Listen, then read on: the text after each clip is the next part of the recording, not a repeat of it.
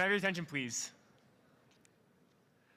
Hi, my name is Cadet Second Class Benjamin Smith, and it is my privilege to welcome you to this session of the 26th Annual National Character and Leadership Symposium, made possible by our flagship supporter, the Class of '73, the Association of Graduates, the USAFA Endowment, and many generous supporters.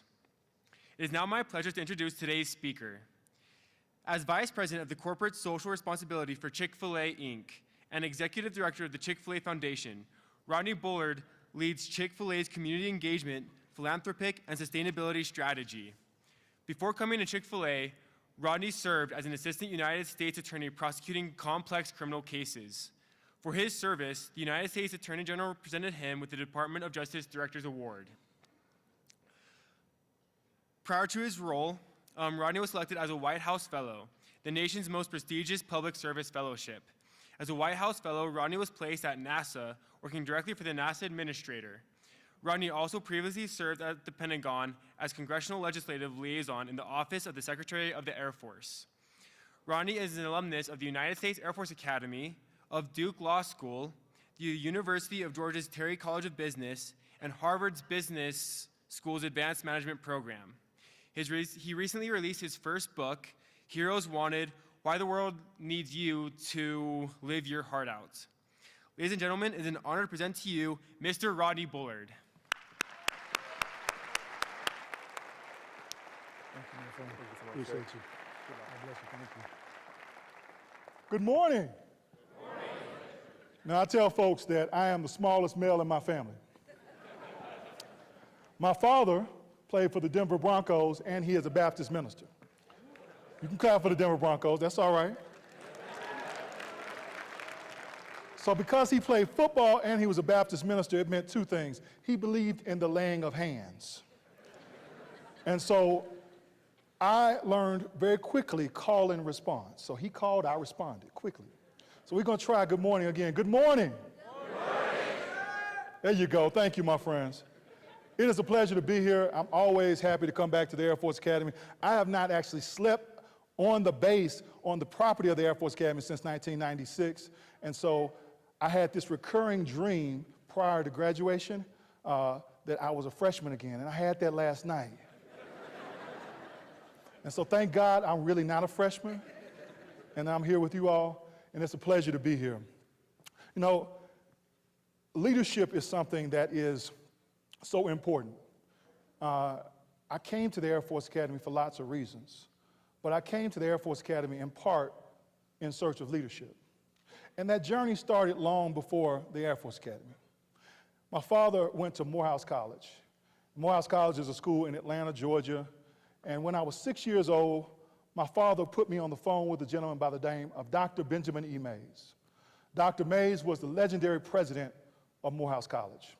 He was Dr. Martin Luther King's mentor. He was a mentor to my father. And when I was 6 years old, quite frankly, I didn't want to be on the phone with anybody. But he stuck this phone in my ear, and he whispered and he said, Rodney, I want you to be on your best behavior, and I want you to listen to this man, because he has great wisdom, and I want you to listen to everything he says. Now, I promise you, I didn't listen to everything he said. But I did take away this. He told me, he said, Rodney, I want you to go get as much education as you can. I want you to go to the best schools possible. I want you to have wonderful experiences. I want you to see the world. I want you to be a success. But then I want you to understand this and understand it clearly, that education, that was not for you. That those experiences, they're not for you. That your success, that's not about you.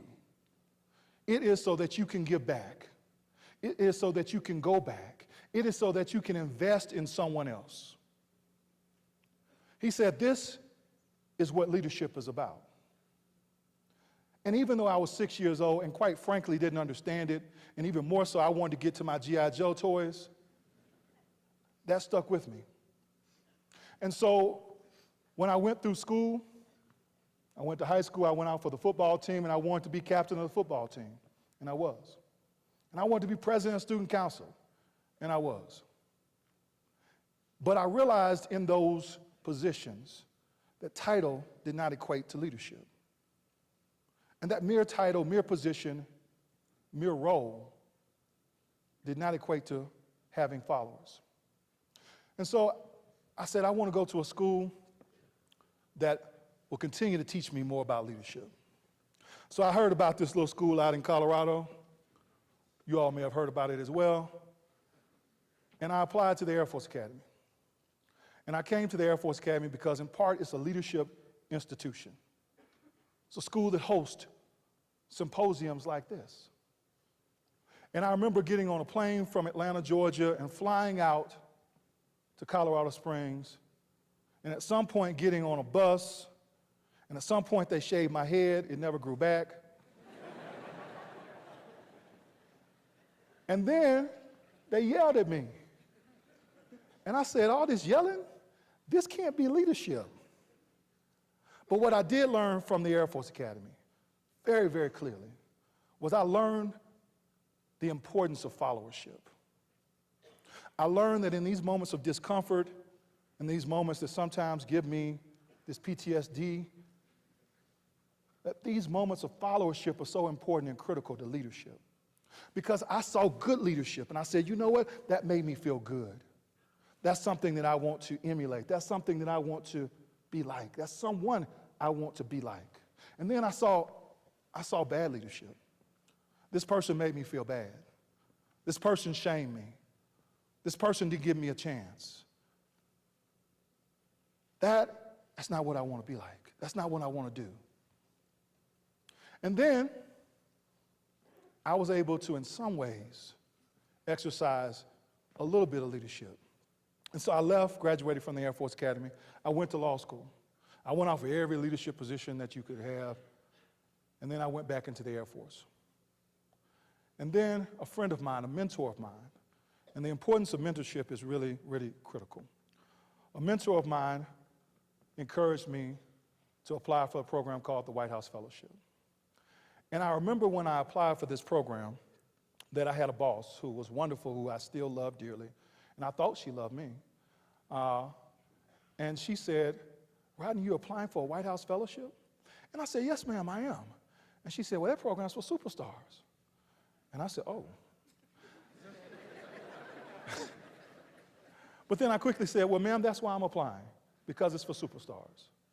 And I tell you that not because of any arrogance, but because one of the elements of leadership is that you have to have enough confidence in yourself that you're going to do something, and that you're going to push something, and that you're going to try and go someplace that others think that you can't go, for whatever reason. And so I applied for a White House Fellowship. And I was blessed, lucky, whatever you want to call it. I think probably all of the above, and maybe they lost some applications along the way. And I got into the White House Fellowship. And at this point, I go off to Washington, D.C., and I go off to D.C. My wife and I are married at the time, still married now, same woman. But I know it's being recorded, so I want to make sure she understood that.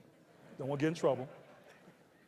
But my wife and I, we traveled across the country to Washington, D.C. Now, for those of you all who have moved with the military, you will understand this. I want to make sure all my stuff wasn't broken. So the first thing I do is I unpack my television, because I don't want my television to be broken. That's prized possession. So I unpack my television first, and then I put it up, and everything else in the house is chaos. But I'm watching television, and I'm in Washington, D.C. with my wife, and I'm watching the news. And at some point, the newscaster says that Rosa Parks has passed away. And I looked at my wife and I said, that's interesting. Because what they said next was that Rosa Parks was going to lie in state in the rotunda of the Capitol in Washington, D.C. Now, understand the significance of lying in state in the rotunda of the Capitol. There have only been 2 African Americans in history to lie in state in the rotunda of the Capitol. 1, Dr. King, and 2, Rosa Parks. There's been one female in history to lie in state in the rotunda of the Capitol, and that's Rosa Parks. And so I said, baby, this is a moment that we can't miss. We have to go pay our respects to Rosa Parks. So we went out with a few thousand of our closest friends. And we marched to go see Rosa Parks. And as we went down to go see Rosa Parks, I ran into a gentleman who I did not know prior and still don't know now, who began to ask me about Rosa Parks. He began to quiz me. And he said, "Do you know Rosa Parks?" I said, "No, I didn't know Rosa Parks." He said, "Well, do you know about her?" I said, "Well, I know a little bit about her." I said, "Well, it seems like you know a lot, so why don't you tell me?" So he began to tell me that Rosa Parks was born in Selma, Alabama, segregated South. Rosa Parks never achieved a college education, not because she wasn't capable, smart, able, but because she wasn't given the chance. What was expected was that she would go work. And in fact, in 1955 in Montgomery, Alabama, Rosa Parks was working as a seamstress at a department store. And she would regularly go back and forth on a bus, a Montgomery public bus, to her job at this department store.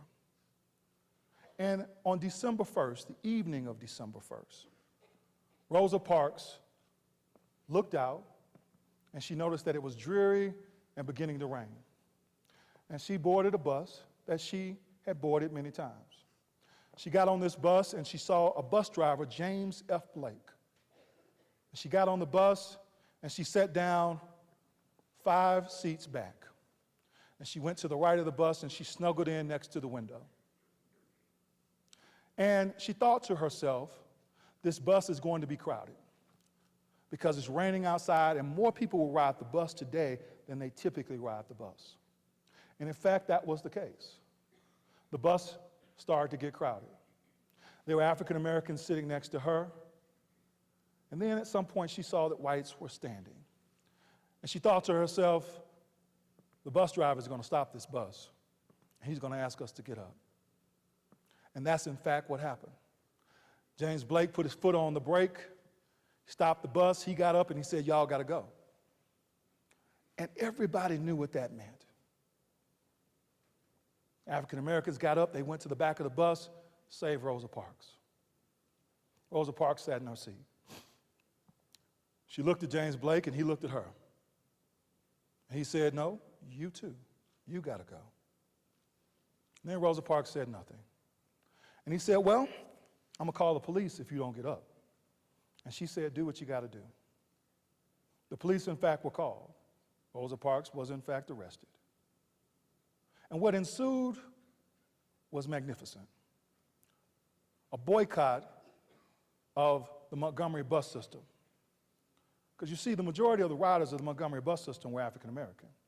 And when they started to walk in rain and in sunshine, the bus system crippled. And the laws changed, and things changed. And I think back to Rosa Parks, because Rosa Parks would later be asked, "Well, why didn't you get up?" And she would say, "You know what? These pictures that they have of me, they make me look old." She said, "I wasn't old." Now, for some of you cadets, this is going to sound strange. She said, "I was only 42 years old. I wasn't old." She said, "I wasn't tired either." She said, what I was tired of giving into a system that I knew to be wrong. Now, I think about Rosa Parks, and it makes me think about a friend of mine, a guy by the name of Dr. Gregory Ellison. Dr. Ellison is a professor at Emory in Atlanta, and he tells a wonderful story. He says that when he was 6 years old, he had an Aunt Dot, and that he would quiz Aunt Dot. Aunt Dot had a PhD, and so he looked up to Aunt Dot and he would ask her questions. He said one day he went up to his Aunt Dot and he said, "Aunt Dot, I got a big question for you." And Aunt Dot looked back at him and said, "Ask me anything." And he said, "No, Aunt Dot, it's a big question." And she said, "Just ask, Greg." And he said, "Okay. So I want to know how to change the world. How do you change the world? I look out and I see all of this division. I see all of this strife. I see all of this heartache. And I want to know, how do you change the world?" And Aunt Dot paused, because quite frankly, it's a heavy question. It's a question that as I look across this audience, I would imagine none of us have the answer to. And Aunt Dot was honest. She said, I don't have the answer to your question. I'll be honest. But I do know this. I know that you can always impact the 3 feet in front of you. I know that you can connect with people when you see them. I know you can smile. I know you can be generous. I know you can be gentle. Even more so, I know that when you see problems, when you see something, you can do something about it. I think back to Rosa Parks. I think back to Rosa Parks in 1955 in segregated Alabama. Rosa Parks was no more than 5 feet tall. I think back to Rosa Parks, who didn't have the benefit of the Air Force Academy or any of the other schools that you all have matriculated through. I think back to Rosa Parks and how she used her 3 feet. But even more so, I think about the impact of her 3 feet. You see, we don't really know in the moment how things will turn out. And we don't have to. But sometimes little things can make the greatest difference. Rosa Parks remaining in her seat had a ripple effect through time, a ripple effect that continues to show up in commingling like this, in community like this. It continues to show up through our country, through the fabric of our society. I think about what leadership really is. I wrote a book recently. It's called Heroes Wanted. It's a very simple premise. The premise is that we all can be someone else's hero, and that we all have the obligation to do so. And even more so, it's not just a personal obligation. It's not just a religious obligation if you're so inclined. It is your leadership obligation. It's the reason why we're here. It's the reason why you go to schools like the Air Force Academy. It's the reason why you come to symposiums like this. It's the reason why you get an education. It's exactly what Dr. Mays was telling me, that it is your obligation to be someone else's hero. And we can do that in big ways by sitting and saying nothing. And we can do that in big ways by giving our lives for our country, if in fact it comes to that. The requirement of being a hero is a requirement that is on everyone in our society. And the opportunity is there for everyone in our society. Because we often think we need somebody to come save us. We need a general. We need a president. We need a billionaire. We need such and such. We need a Kate figure. But the truth of the matter is that person isn't coming, and when they do get here, they can't solve all our problems. It's only the masses that solve the problems of the masses. But our 3 feet and our heroic obligation is a personal obligation. It doesn't require us to think about solving the masses. And I know that because I have my own personal testimony of heroism. When I was 6 years old, in first grade, I was attending a very prestigious private school in Atlanta, Georgia. It was on the other side of town from where I grew up. I grew up in a neighborhood that has and still has its challenges. And my parents, my mother an educator, my father a Baptist minister, were scraping to send me to the school. And I had no clue, quite frankly, that they were scraping to send me to the school. I was young, oblivious. But what I did know was when I was in class, I was having a difficult time. I knew I was embarrassed because I was not reading along with my peers. And I hated going to school. And at some point, my mother received a call from one of the administrators at the school. And the administrator told my mother, she said, Mrs. Bullard, Rodney's a fine young man, wonderful young man. We enjoy having him in our class, but he's not reading on grade level. And we would like to place him in a developmentally slower class. Now, my mother thought about a lot of things. She thought about the stereotypes. She thought about all sorts of things that might ensue if I were put in a developmentally slower class. So she pulled me from that school. She put me in another school, less prestigious, no longer in existence, on my side of town. And she put me in this school in the middle of the school year, and it was probably around December. And I remember going there, and I remember these gray cinder block walls. Now, folks, I was a federal prosecutor in a prior life. I am accustomed to putting people in jail, but I have never been to jail a day in my life. But this looked like jail to me, and it felt like jail to me. I remember to this day what those gray cinder block walls looked like. And I got to this school, and I fell out on the floor crying. And then this little lady by the name of Mrs. Janie Adams comes out. And she was little. I was taller than her even in first grade, I promise you. I tell folks she was the first gnome that I ever met. And so she comes out, and she pulls me into the classroom, and she sits me down. And I sat there day after day. And at the end of the school year, Mrs. Adams called my mother. And she said, Mrs. Bullard, Rodney's a fine young man, but he's not reading on grade level. But what she said next was profound. She said, but I see potential in Rodney, and I would like to tutor him throughout the summer. So would you bring him to my home? Now, her home was, again, a different part of town. So I went to her home, and I would see the kids outside playing and having a good time, and I was upset and envious. And Mrs. Adams, despite my demeanor, continued to teach me. And she taught me to read phonetically. And 3 months went by. And at the end of the 3 months, I was reading 2 and 3 grade levels ahead of my peers. You see, I understand 2 things now about Mrs. Adams. One, I understand that I thought I was giving up my summer, but in actuality, she was giving up hers. I understand also that I would not have gone to the Air Force Academy, sat in these seats, wore that uniform, if in fact Mrs. Adams had not been my hero. If in fact she hadn't used her 3 feet in the only way she could have. In fact, she was the only person who could have for me. I think about Mrs. Adams as I juxtapose that onto us, that onto me. Who am I helping within my 3 feet? How am I impacting someone within my 3 feet? I think about my current role at Chick-fil-A. Now, folks, I'm a long-suffering Falcons fan. Long, Atlanta Falcons, not Air Force Falcons.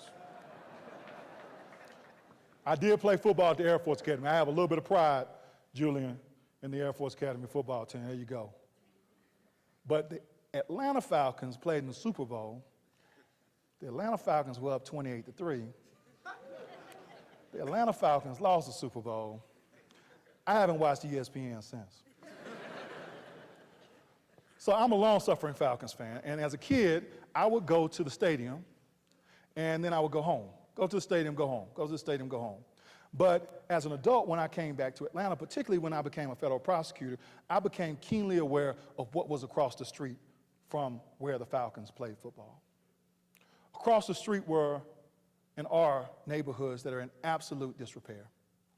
50% of the children fail to graduate from school. A third of the homes are burned out, not vacant, burned out. And I've gotten to know this community.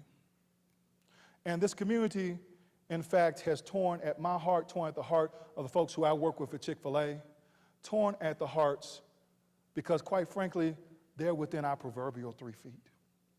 And for 70 plus years, this neighborhood has been in disrepair.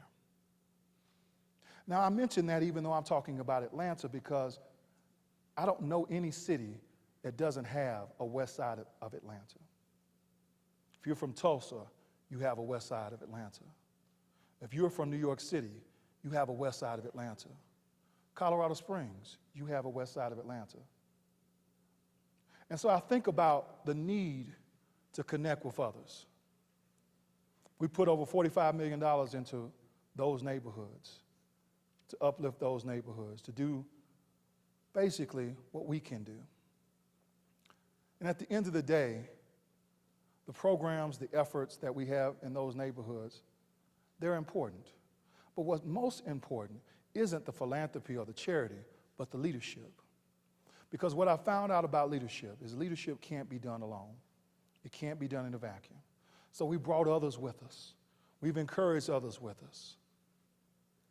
And so on March 21st, coming up, we're going to have a little event called the Beloved Benefit. We're bringing in all sorts of people, 2,000 people in Mercedes-Benz Stadium, and we're going to have a benefit for all, for everybody. Oftentimes, these benefits I go to, they're black tie, they're stuffy, and they're just for the folks who can afford a ticket. But we're going to have the folks who can't afford a ticket. We're going to have the folks who can afford a ticket. We're going to have everybody. And our host committee is as diverse as it can be. Gay, straight, black, white, Hispanic, poor, rich. And we have recruited that tapestry for a reason. Because we're calling this the Beloved Benefit. Dr. King called the Beloved community a community that was above any type of ism, racism, classism. He said it was a community that took care of one another. It was a community that didn't cast aspersions. A community that had dialogue and listened to one another. So this is a beloved benefit because we aspire to be the beloved community. We aspire to take care of our 3 feet. We aspire to be Mrs. Adams in our own way. Now, as I think about the question that little Gregory Ellison asked his Aunt Dot, how do I change the world? I still think it's a question that needs answering.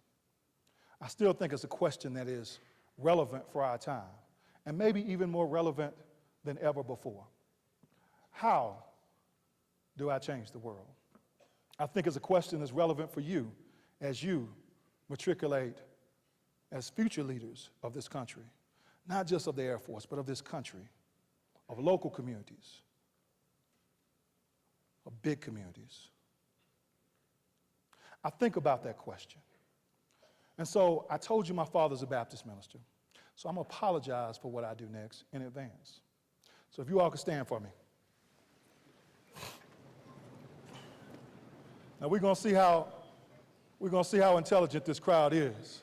So grab hands across the aisles like this. There you go.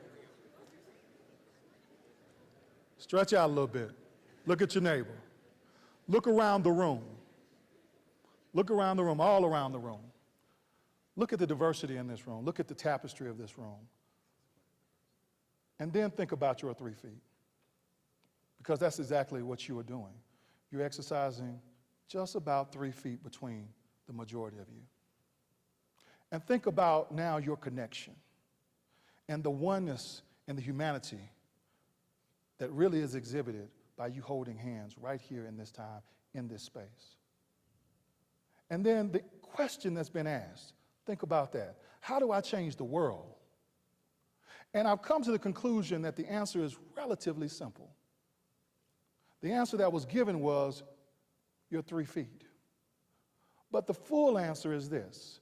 If you take care of your 3 feet, and Theo, you take care of your 3 feet, and Gail, you take care of your 3 feet, and you take care of your 3 feet, and you take care of yours, and you take care of yours. If we do that with the full awareness of the connectivity, the humanity, and the oneness, that we are more alike in so many ways than we are different. If we do that in the same manner that you're connected now, and you do so taking care of your own 3 feet as someone else takes care of theirs, then we can change the Air Force Academy. We can change Colorado. We can change the United States of America. We can change the world. I commend you. You're here for a special reason. Don't miss out on it. Go change the world. Thank you.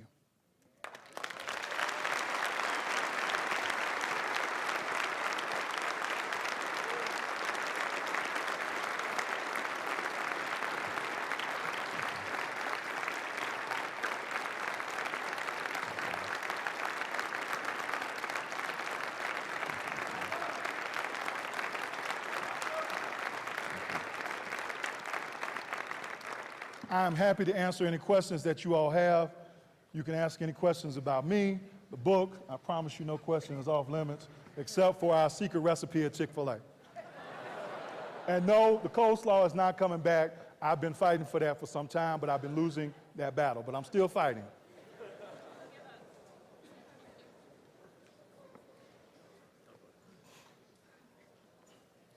Sir, hello? Hello. Sir, Cadet Candidate Gonzalez, Alpha Squadron at the prep school. Where you from? Born in New York, raised in Miami. All right.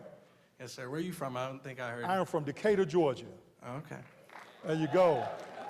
Raise it up for the deck. So this is a two-part question, sir.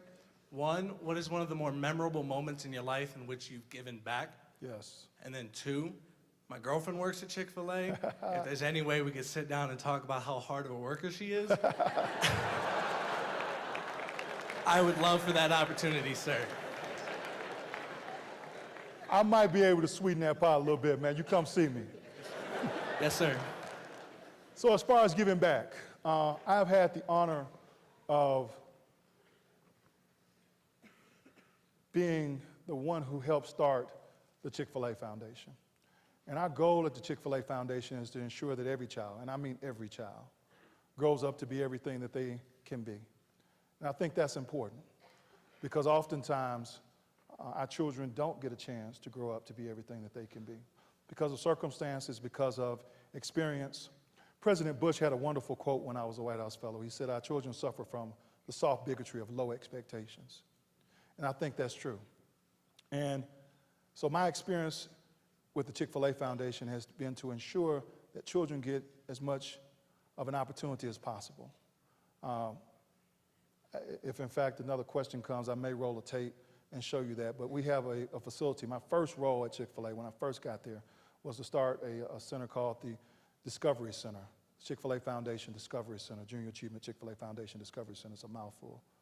But it's a place where children can literally come. It's fifth graders and sixth graders, and they learn about commerce. They are the CEO of a Chick-fil-A. They are the CEO of a UPS. Now, I remember going there, and about 45,000 children go through this facility now. And I remember going there, and there was a young man by the name of Hector. And I knew his name because they kept calling it. They were like, Hector, come here, boy. Hector. Hector was all over the place.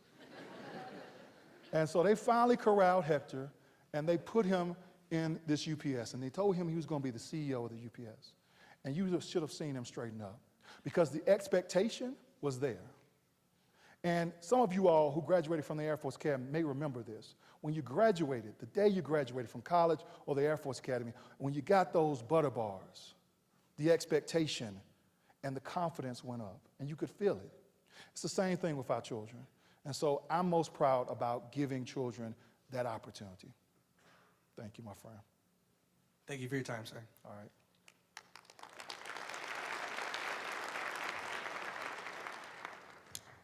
How do you do, Mr. Bullard? I'm Dr. Barry Fagan from the Department of Computer Science. Good to see you, sir. Please do not give me a test. I do that enough, thanks. First of all, thank you for coming. My pleasure. My question, I'll need about a minute to set it up, so I beg your indulgence. You mentioned Rosa Parks and how she was tired of giving in to a system that she knew was wrong. You spoke very eloquently and very passionately, and you were, in my judgment, you're absolutely right. It's absolutely the right cause. I understand, I heard this morning that you met with Spectrum, the LGBT club for cadets here, so thank you for that. That was really terrific. The reason why they are not here today is because they're actually in Fort Lauderdale, Florida, doing at the Stonewall Museum. And the Stonewall riots were very similar, in my view, to their views and Rosa Parks in particular. They were victimized by the police. They were also tired of giving in to a system that they believed was wrong. Yes. And yet, Chick-fil-A does wonderful things. The Chick-fil-A Foundation, your group, does wonderful things, but it also gives money to FCA, whose sexual purity pledge distinguishes very clearly between heterosexual acts, which are permitted within marriage, and homosexual acts, which are absolutely forbidden. There's also College of the Ozarks and other Christian schools that, for which you can be kicked out if you even encourage or discuss transgender issues or homosexual acts. And your book, which my apologies, I haven't yet read, but I will, was blurbed by Lecrae, a well-known rapper, who has said, among other things, talking about how Christians need to be in the culture. So I was in the park, I believe I'm quoting him correctly. I was in the park with my kids, and I saw two men kissing, and I saw people selling drugs. So this is someone who equates homosexual acts with selling drugs. Sir, you impress me as a man of integrity. This institution is all about integrity. Can you please help me understand how you are so passionate about the rights of minorities in the Rosa Parks case, and yet their foundation supports and affiliates with people who so clearly, at least in my mind, treat gay and lesbian Americans as second-class citizens? Can you please help me understand that? Thank you for your question, my friend. So thank you for your clap. So one, we don't give to College of the Ozarks. So I want to make sure that's clear. I'm not. Oh, in that case, I'm misinformed or Okay. have out-of-date information, in which That's case okay. I apologize. Yeah, that's all right. And there's a lot of misinformation, so that's why I'm here, in part. So when I think about our affiliation with FCA, a young man by the name of Isaiah Ward comes to mind. Isaiah Ward grew up on the west side of Atlanta in the neighborhoods that I talked about. I met Isaiah when he was 6 years old. Isaiah went to camps that we developed at Morehouse College and at Clark College in Atlanta, Georgia. We developed these camps on the campus of Morehouse College and Clark College because Clark College and Morehouse College are right there in the shadow of these neighborhoods, but the kids that I'm talking about don't get a chance to go there. And so we developed this camp with FCA because they put on camps. And we gave money to FCA because they were trying to help kids in urban situations. And Isaiah Ward, I recall him going to the camp for about 3 years. And it was only 3 years. Because when Isaiah was 9 years old, Isaiah was walking home in April of 2016. And a car jumped the curve and it hit Isaiah. And the gentleman who was driving the car was high on heroin. And Isaiah was killed instantly. His friends came to Chick-fil-A, his friends came to us because we were a place of comfort. We were a place of care. They knew us. They had been with us during these camps. The camps were camps that had, and I think I may have said this earlier, were camps that had soccer and tennis and other sports. And the kids in the neighborhood had never been exposed to soccer, tennis, lacrosse. And I think about FCA and I think about the allegations, whatever they may be. There is no sexual purity clause that goes on with these kids. It's not something we think about. It's not something we talk about. There is no discussion of sexual orientation. It's not something we think about. It's not something we talk about. Not something we talk about with our campers. It's not something we're giving to FCA because we're in support of anything. And in fact, and I want to be very clear about this, Chick-fil-A does not have a policy of discrimination.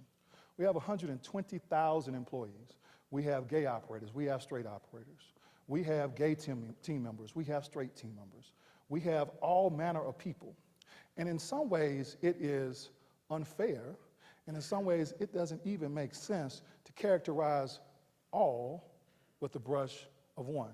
And so I would suggest that, yes, I can understand the cause. In fact, look, I celebrate your right to continue to do that. And as far as Lecrae's a friend, I don't know what Lecrae thinks. I got lots of friends. I have friends who are all sorts of orientations. I have friends who are all sorts of things. I tell the story that I have a friend, and her son is a dear friend of ours. She's gay. She comes over the house, but she really didn't know where I worked. And so one day she comes over and she's like, you know what? I don't like Chick-fil-A, and I don't know how we got onto the subject, quite frankly. And I said, well, why? She said, because of their giving. I said, what do they give to? She said, well, I don't really know. And I said, well, but you know, it's anti-LGBT. And I said, okay. I said, so what if I told you that we give to causes also that support LGBT youth, such as Covenant House and several others? And she said, Chick-fil-A would never do that. And I said, well, I think they do. She said, well, how do you know?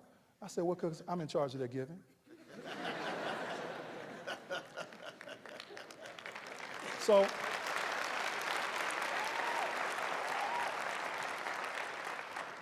I appreciate the emotion around it. I do. And I appreciate, look, whatever comments were made by our CEO, I can appreciate having disagreement with that. But this is America, and you should have disagreement. But this is also America. It doesn't give you the license to just paint people with a broad brush. And I appreciate the opportunity to have discourse, and I very much appreciate your question. So thank you, my friend. Thank you, sir. Thank you.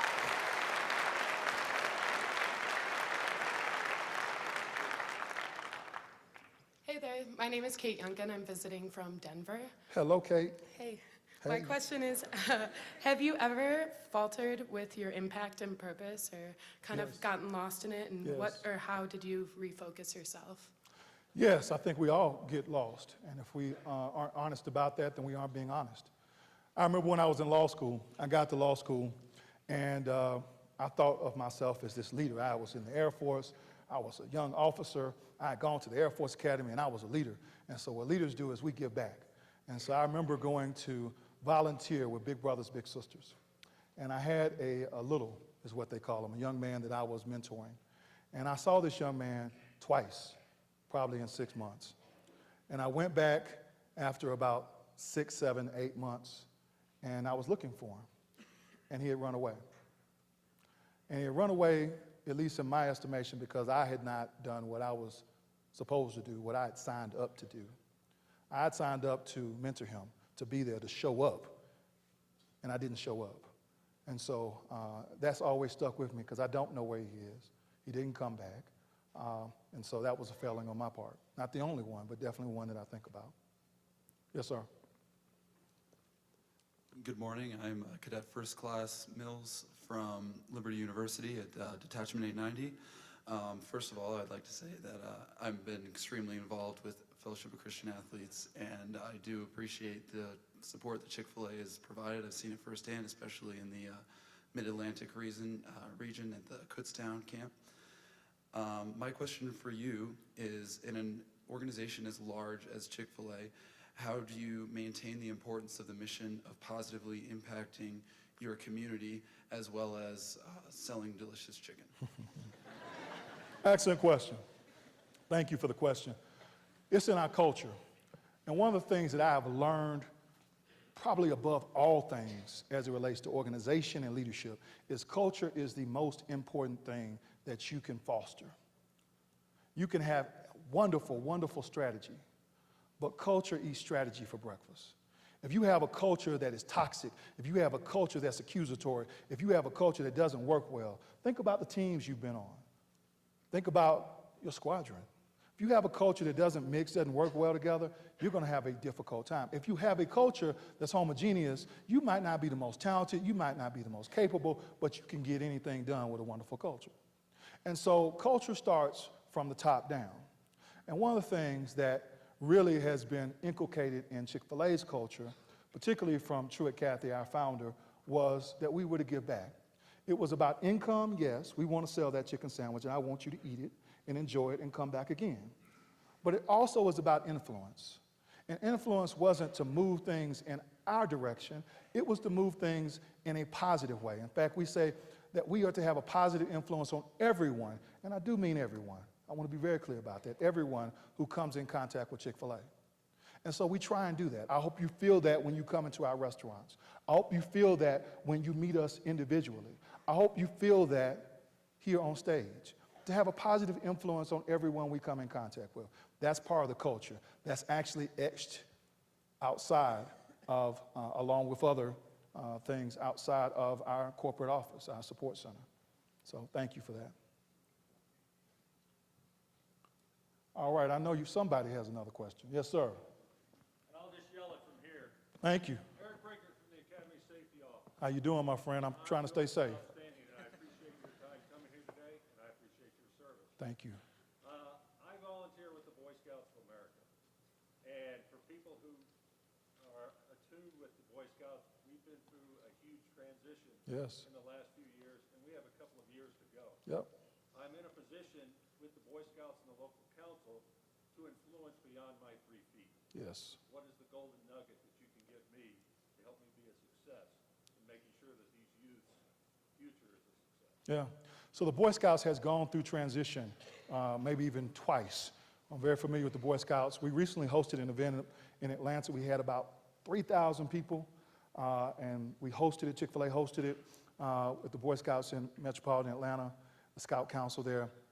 And so I'm familiar. And we've actually given several of our executives over, I was one of them on that day, over to help with this transition that you're talking about. And one of the things that, you have to be very clear about is you're going to treat everybody with honor, dignity, and respect.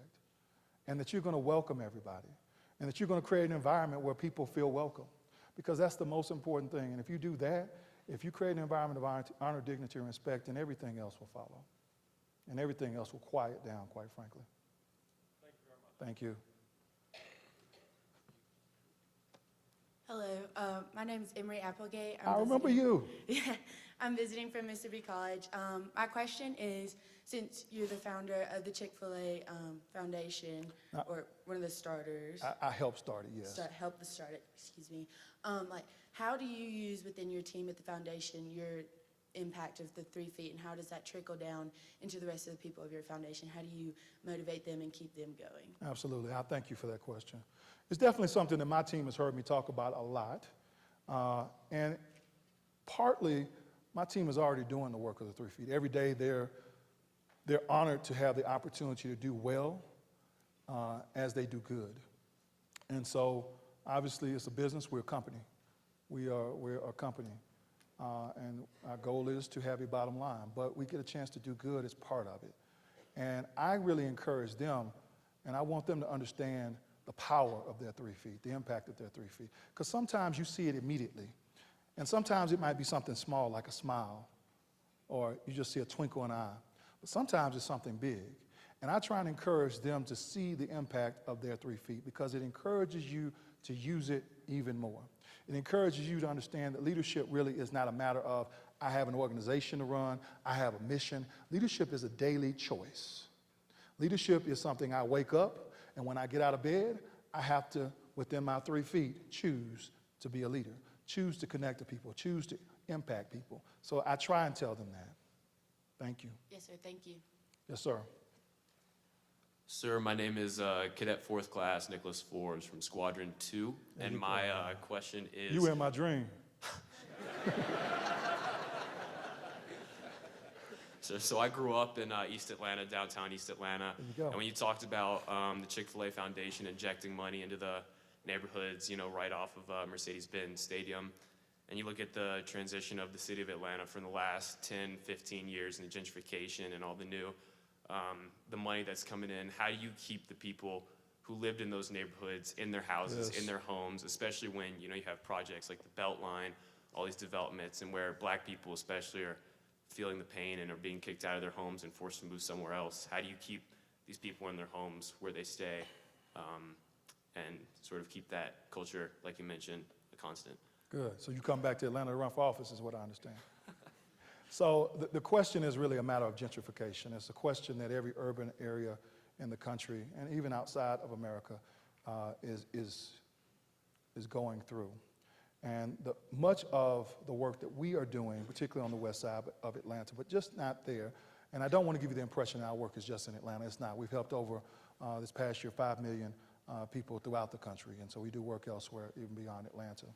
But much of our work has centered on 2 things: affordable housing, and trying to see how we can keep people, legacy residents, in their home, even though the rising tide of property values is coming and has come, 40% increase in the last year on the west side. And to be able to keep people in their homes is important. Home ownership is important. The culture and the community, and to retain that's important. So we've invested in things that help with that. But it's also important to help with affordability. And so when I think about affordability, I think more about, how much I can afford. When I was in your seat and I was C4C Bullard, I couldn't afford much. I can afford a lot more now. And so we want to help people with jobs. We want to help people with economics. We want to move people across the spectrum. We want to move children and kids and give them things like education, access, opportunity. And we want to move them so that one day they aren't talking about, oh, I'm priced out. They're talking about, oh, you know what? I have a job that allows me to afford the properties even though they go up. So thank you. Thank you, sir. Hello, sir. Cadet. Good catch, man.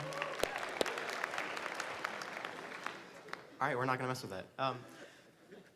Cadet Ken Dimitri from Alpha Squadron Prep School. I was just wondering how you mentioned that dignity and respect and honor is the key to leadership. How do you go about showing dignity and respect to someone who does not afford you the same respect and dignity? It's called grace. And grace is an important part of leadership. Forgiveness is an important part of leadership. You're going to have people who will disappoint you. You're going to have people who will at times upset you. You have people who will do something that you didn't ask them to do or want them to do. But as a leader, your job is to communicate, your job is to help, and your job is to move people together along. Your job is not to denigrate. Your job is not to dismiss. And too often we do that. And that does not get us where we need to be. Yes, sir. Thank you. Thank you. Hello, Cadet 4th Class Barnett from Squadron 28. I just wanted to say first, I worked at Chick-fil-A for most of my high school career, and it is a huge reason why I'm here. I love the people I worked with. And there was definitely something that called me to work for Chick-fil-A, and so I was wondering, with a man as your background, like you definitely had probably so many job opportunities. What called you to work for Chick-fil-A? So it was really serendipity. I wasn't planning. I was practicing law in Atlanta, and I met our CEO, Dan Cathy, and we had a conversation, and I realized that, you know, in many ways we're different. We have different thoughts with different people. I'm different from all of you all. But we had one thing that was keenly in common. We had a sense of giving back, and I saw in him this sense of humanity and this sense of responsibility and this sense of leadership that I had not seen in other CEOs, and I thought that that was tremendous. And so when we talked about coming to Chick-fil-A, to start the Chick-fil-A Foundation, and to actually give back and invest in communities of poverty, invest in youth, invest through our scholarship program and our team members. We just had a recent opportunity to give away 12 $25,000 scholarships, and we give away over 6,000 scholarships to team members, $2,500 and up to team members throughout the country. And so excited about that opportunity. And so I saw that, and even though I could do a lot of other things, the opportunity to have significance versus just success was something that I couldn't pass up on. Thank you, sir. Thank you. Thank you for your service.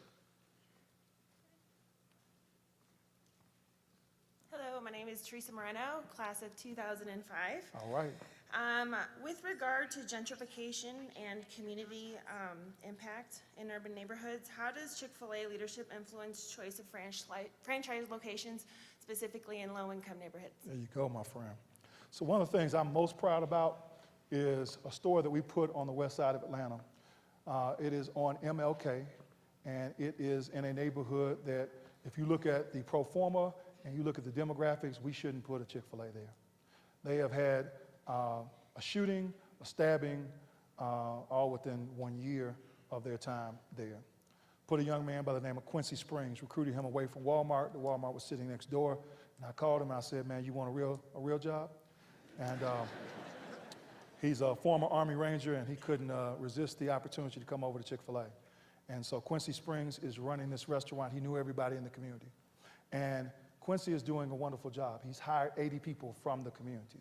He runs a restaurant that is profitable, that's doing well. He's being a mentor. He's also just physically imposing. And every day they see Quincy come in, and they think that's who I want to be. And so, you know, the opportunity to put our money where our mouth is important. And putting that store there and other stores in some other neighborhoods, but particularly that store, that's important. So thank you for that. And this will be our last question. Sir, nice to meet you. I'm Garrett Neal, cadet candidate down at the prep school as well. All right. And I was just talking to other CCs real quick, and we were all just kind of curious what a young cadet candidate could do to possibly receive free Chick-fil-A for life.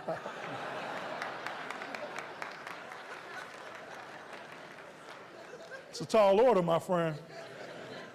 So Chick-fil-A for life, I haven't figured that one out. I will call you when I do. Chick-fil-A for a year, if you go camp out at one of our stores, we have what's called a grand opening. And we have this celebration where you can camp out. I actually camped out at the one over here at Northgate. It was 9 degrees. I was on concrete in a tent. I cheated. I called some friends from Fort Carson, and they brought me this blanket. It was like 60 below rated. I didn't even know you needed 60 below. It's crazy. But they brought me that. And so the first 100, and so we call it the first 100 celebration, the first 100 people who then enter the Chick-fil-A get Chick-fil-A free for a year. So look to see where we're opening a Chick-fil-A.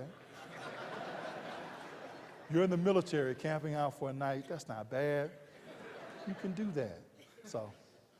Awesome. Thank you, sir. Thank you. Thank you all.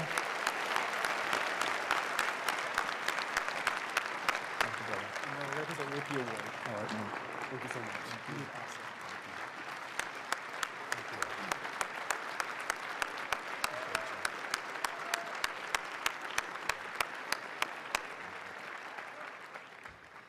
Ladies and gentlemen, it has been my pleasure to introduce and to be with Mr. Bullard. And now, I would like to thank him again on behalf of our 2019 NCLS participants, the cadet wing, and the faculty and staff of the Air Force Academy.